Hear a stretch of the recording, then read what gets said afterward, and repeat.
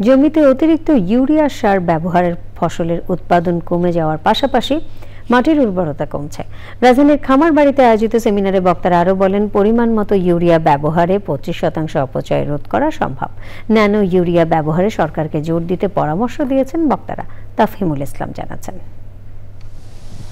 বাংলাদেশ কৃষি বিশ্ববিদ্যালয় ও বাংলাদেশ পরমাণু কৃষি গবেষণা ইনস্টিটিউটের সহযোগিতায় সরকারি ভর্তুকি কমানো, মাটির গুণাগুণ রক্ষা, অধিক ফলন ও ইউরিয়া সার ব্যবহার কিভাবে কমানো যায় এ নিয়ে অস্ট্রেলিয়ার গ্রিফিথ বিশ্ববিদ্যালয়ের আয়োজিত সেমিনার।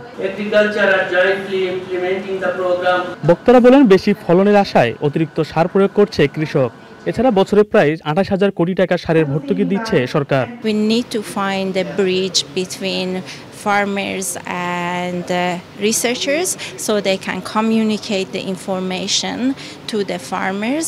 সয়েলকে যদি আপনার স্বাস্থ্য পর্যায়ে নিয়ে আসতে চান, তাহলে আপনাকে আমরা যে ব্যবহার করছি, বিশেষ করে ফার্টিলাইজারটাকে, এটাকে অপটিমাম পর্যায়ে মানতে হবে। এর জন্যে যারা আলটিমেট ইউজার ফার্মার, তাদেরকে আপনাকে একেবারে নলেজেবল করতে হবে। তারা স্বীকার করেছে যে তারা আসলে সার বেশি ব্যবহার করছে।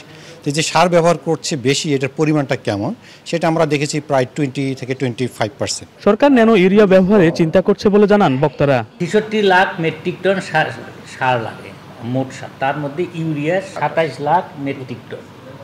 এটার জন্য আমাদের প্রচুর ভর্তুকি দিতে হয়। আপনারা জানেন 25 থেকে 30,000 কোটি টাকা প্রতি বছর দিতে হয়। ইউরিয়া যেহেতু একটা বাল্ক অ্যামাউন্ট, পরিবহনের একটা সমস্যা থাকে, এর জন্য ন্যানো ফার্টিলাইজার এই শব্দটা খুব ব্যবহার হচ্ছে। আমাদের ন্যানো ফার্টিলাইজারের দিকে যেতে হবে। বক্তারা বলেন, আগামীতে চাষাবাদে কৃষককে আরো অভিজ্ঞ হতে হবে, তা না হলে উৎপাদন কমে যাওয়ার আশঙ্কা রয়েছে।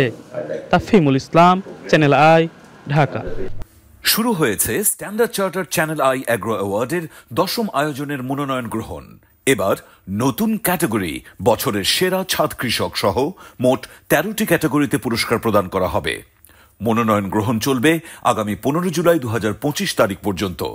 বিস্তারিত জানতে ভিজিট করুন www.agroaward.com এবং ফোন করুন 018737000556 এই নম্বরে।